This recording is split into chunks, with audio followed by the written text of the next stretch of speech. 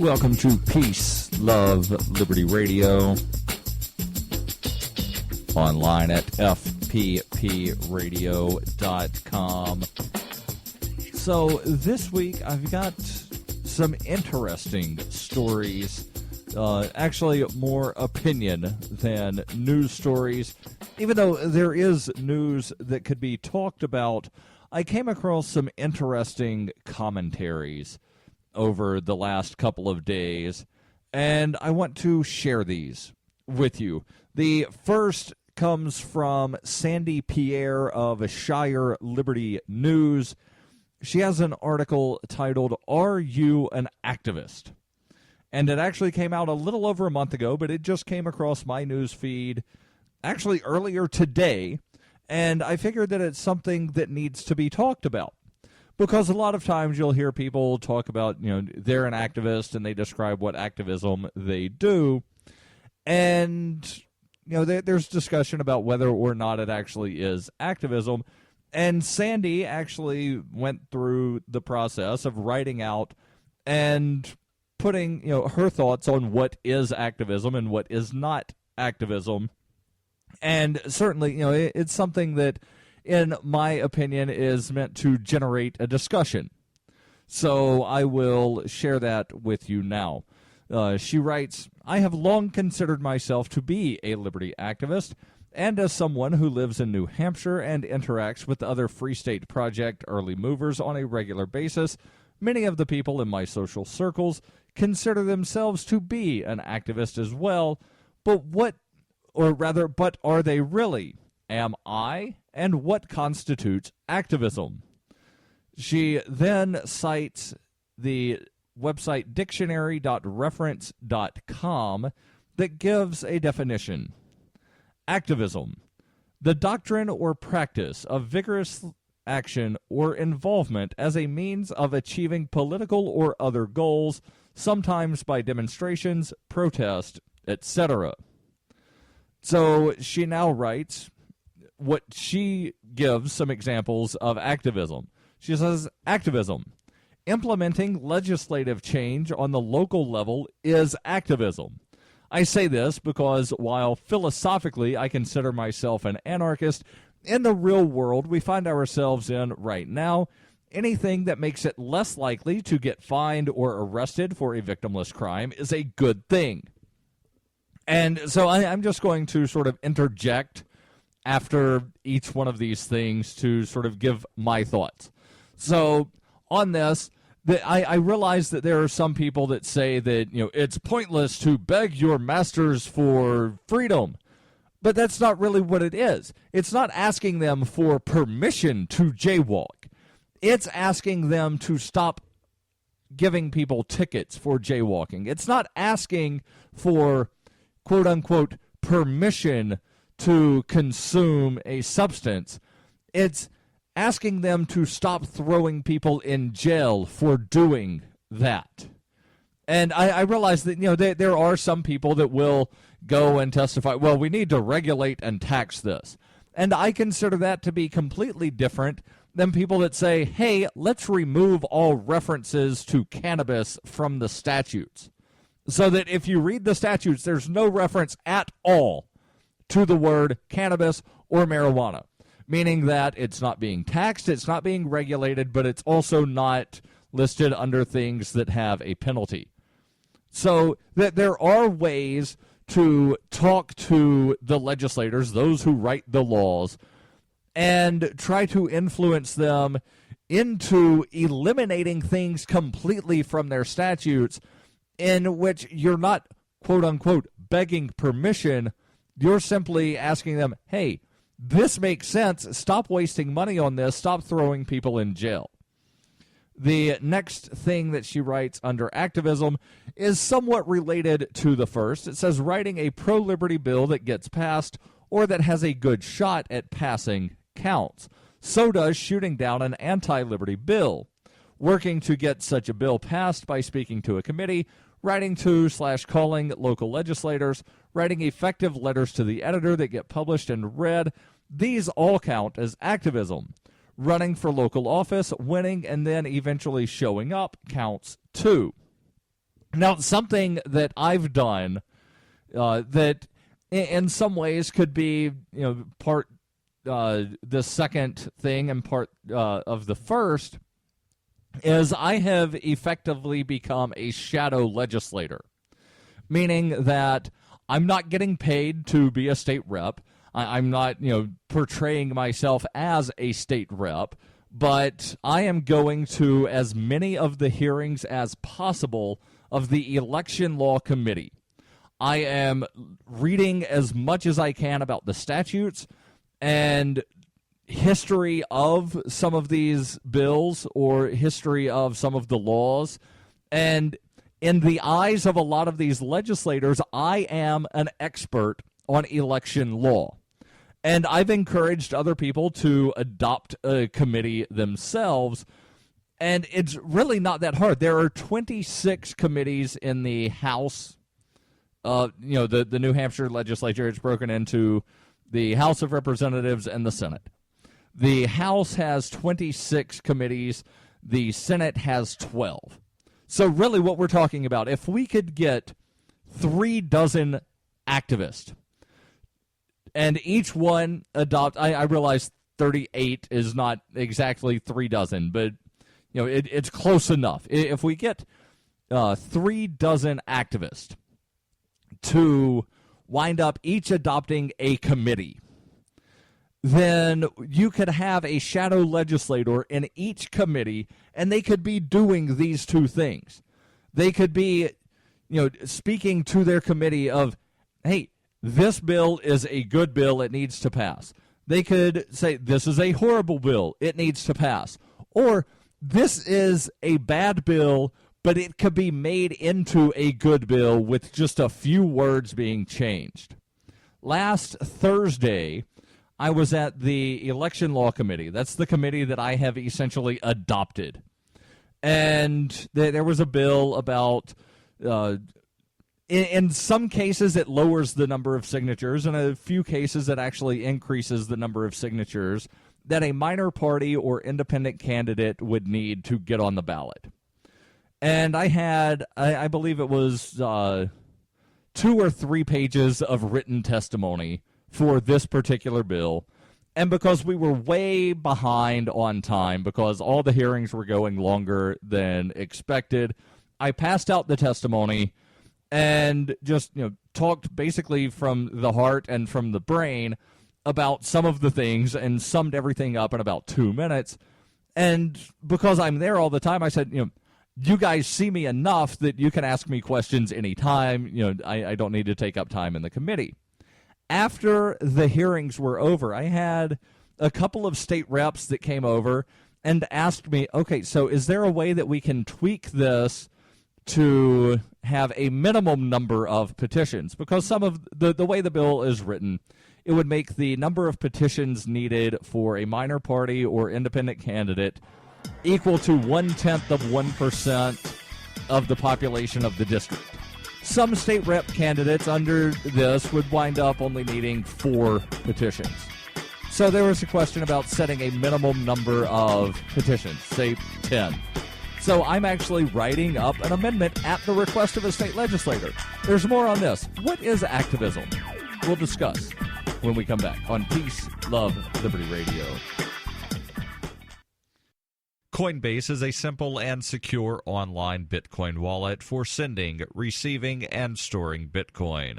Coinbase also allows you to buy and sell Bitcoin using a bank account or use their tools to accept Bitcoin as a merchant. Opening a wallet is quick and easy, and for merchants, there are no transaction fees on the first $1 million worth of transactions. All of your funds on Coinbase are safe, with approximately 90% of customer funds being stored offline, and all wallets are stored using AES 256 encryption. To date, Coinbase has more than 1 million consumer wallets and is trusted by over 25,000 merchants, including Overstock.com, Khan Academy, Reddit, and of course, FPP. Get started at coinbase.fppradio.com. That's coinbase.fppradio.com. You can support FPP Radio by joining the Fans program.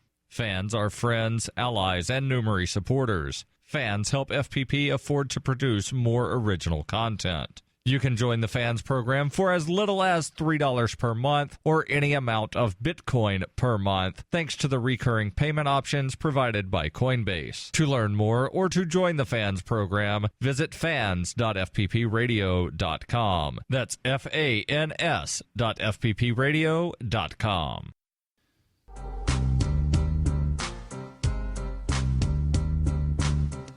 Welcome back to Peace, Love, Liberty Radio, online at fppradio.com.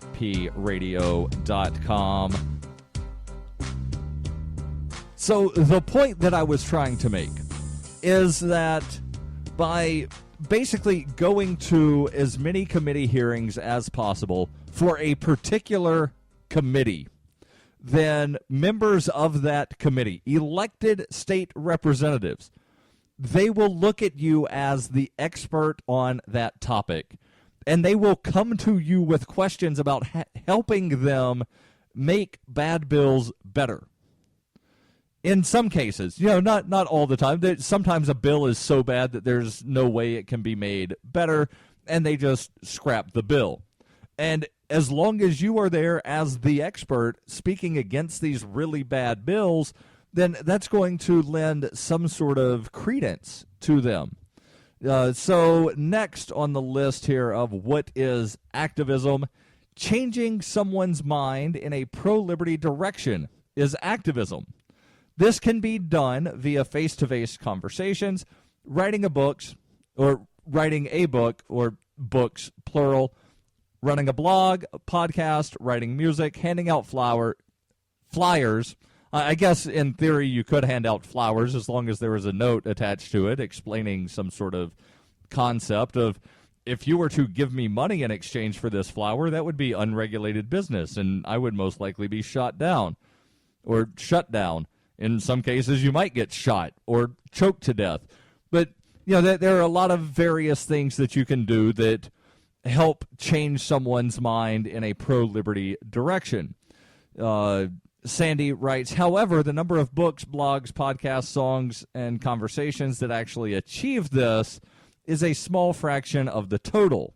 In activism, unlike gift giving, it's not the thought that counts, or rather, it's not the thought that counts, it's the effective communication of an idea that counts.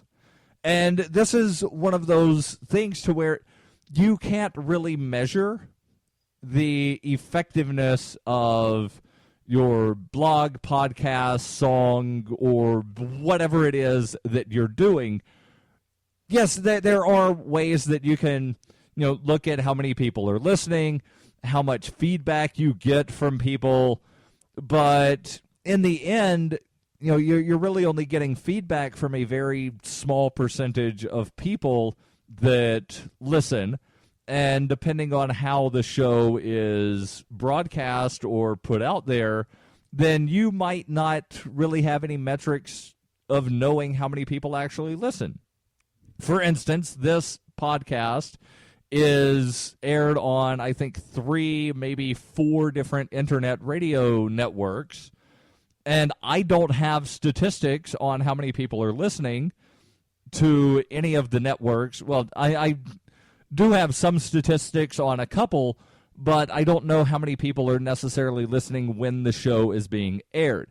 So all I have to go off of is the number of listens that I get from Spreaker, iHeartRadio, and SoundCloud, which are the 3 places where I am actually able to get statistics delivered to me, and then sort of guess on how many people are hearing it in other venues. But I know that there are people that are listening, and I have received some emails of, hey, thanks for doing this. You've sort of explained things in ways that I'd never thought of before. So, it's one of those things. Yeah, it is the effectiveness that counts, but there's not really any necessary, physical way or objective way to determine the effectiveness of a website, a book, a podcast, a song, etc. So now Sandy gets into what is not activism. And this might ruffle some jimmies a little bit.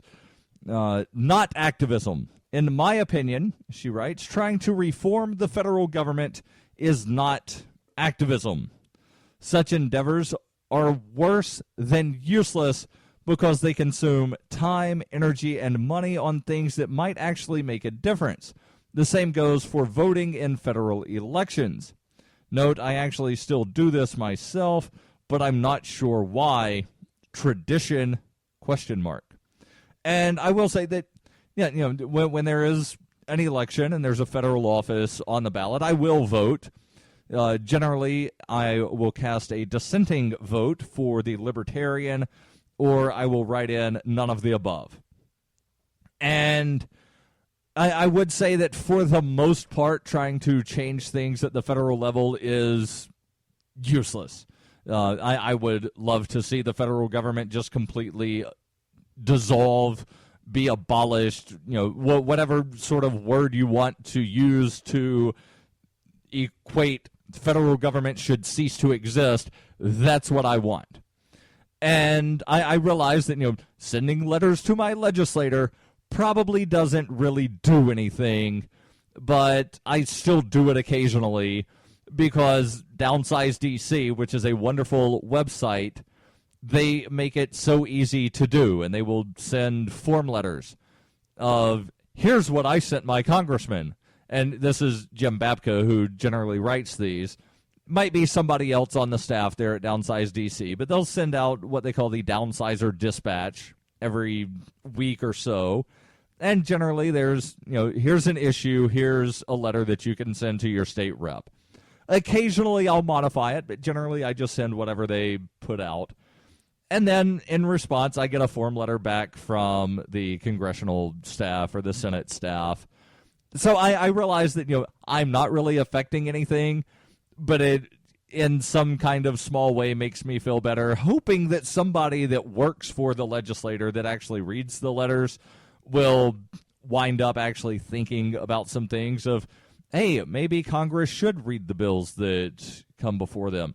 And I would actually love to see this done at state levels, to where it is required that state legislators read a bill before they vote on it. So that there are some things that you can wind up getting ideas from federal and then bring to state. But for the most part, I do agree with Sandy that, federal things are a waste of time. Not activism. She says, running for office when there's not a snowball's chance in hell that you'll win. That's just stroking your own ego and or trying to prove a point, which eludes me.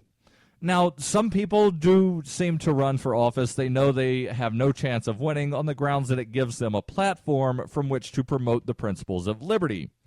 If a campaign actually does give them an opportunity to participate in a debate with other candidates, get significant media coverage, etc., then perhaps there is some value there.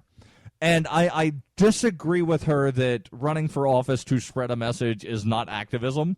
I think it most certainly is activism.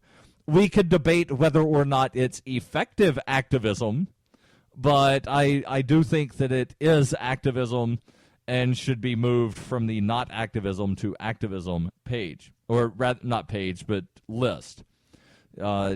Next, she has something that seems to contradict something that she has under the activism section. And I will tell you what that is when we come back on Peace, Love, Liberty Radio, online at fppradio.com. And yes, I will put this link in the show notes. That way you can read along at home at your leisure. Why do they hate us? Is libertarianism compatible with Islam? Davi Barker answers these questions and more in Voluntary Islam and Other Essays. He advances the voluntarist cause with analysis of the confluence of values between Islam and libertarianism, as well as contemporary movements from the Tea Party to the Arab Spring. Voluntary Islam by Davi Barker will be available on February 19th. Bitcoin Not Bombs is a launching pad for nonprofits and social entrepreneurs into the financial freedom of the Bitcoin economy. Bitcoin Not Bombs offers premium publicity campaigns designed to facilitate an organization's adoption of Bitcoin as a payment system. Bitcoin Not Bombs is fully committed to being the hub of the nonprofit sector of the Bitcoin economy, maximizing the potential cross-promotion of all our clients and commercial partners. To learn more, visit bitcoinnotbombs.com. You can support FPP Radio by shopping online. Whether you're looking for t-shirts, precious metals, bitcoins, or books, you'll find that and more at shop.fppradio.com. There's an Amazon shopping iframe built into the website, or you can shop directly from FPP with Bitcoin in the Bitcoin store. Every purchase you make from one of my affiliates at shop.fppradio.com helps fund FPP Radio. That's shop.fppradio.com.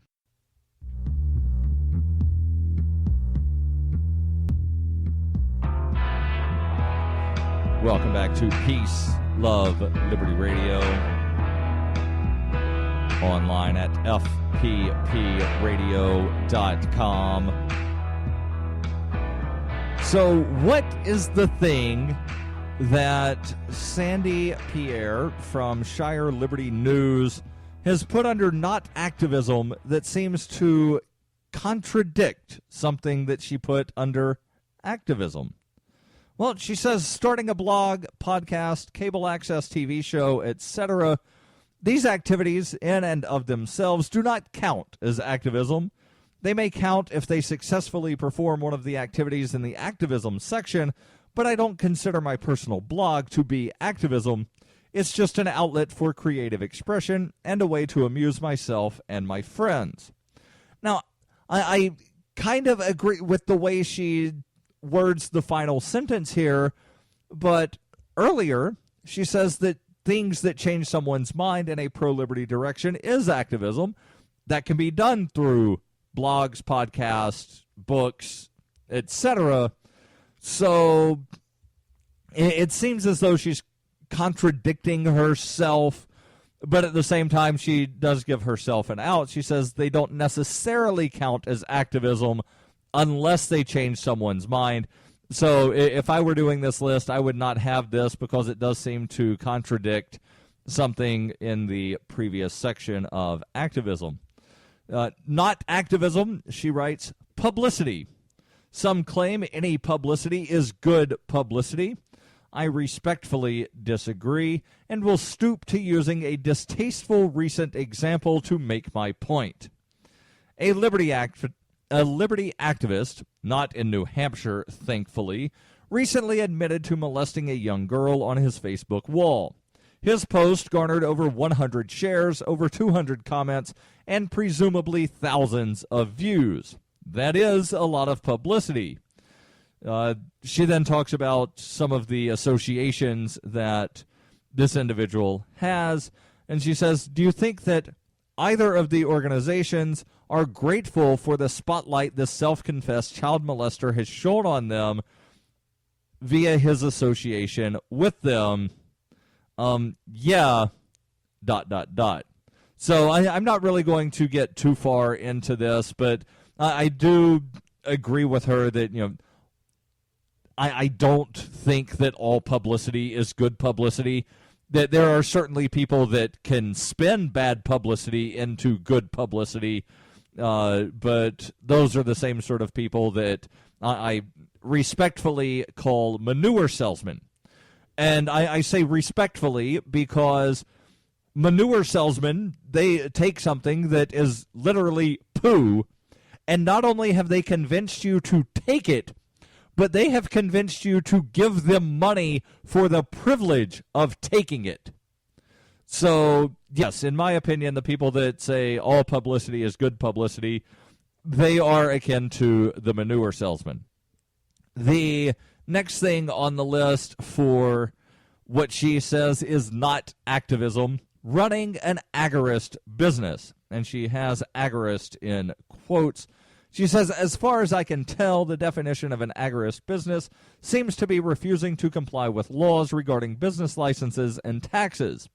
While it may be laudable to refuse to feed the beast by refusing to pay taxes, This is not promoting or expanding liberty any more than simply being unemployed. Please don't misunderstand. I'm not saying that there is no value in running an agorist business. I've made use of several myself over the past few years and am grateful for their existence, but it's not activism. And again, I kind of disagree here, because in part it really has to do with what kind of agorist business one is talking about, and if the person is using the business to promote the ideas of liberty.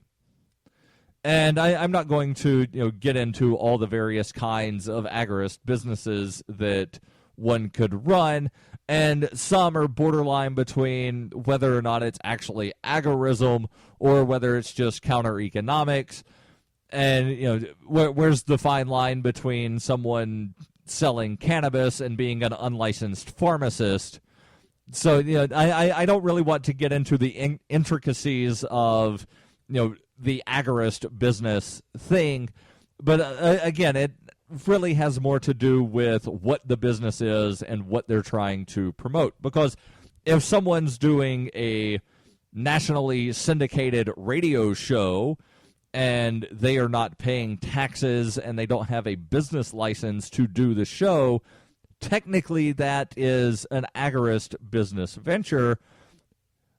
Or is it not, if they're not calling it an agorist business venture? So it's one of those fine lines, because people that actually think that agorism is going to be the downfall of the state, they will say that it's only agorism if you say that it's agorism. Otherwise, it's just counter-economics. So I'm really not sure where I stand on this one. But again, I do think it has more to do with what the intent of the business is.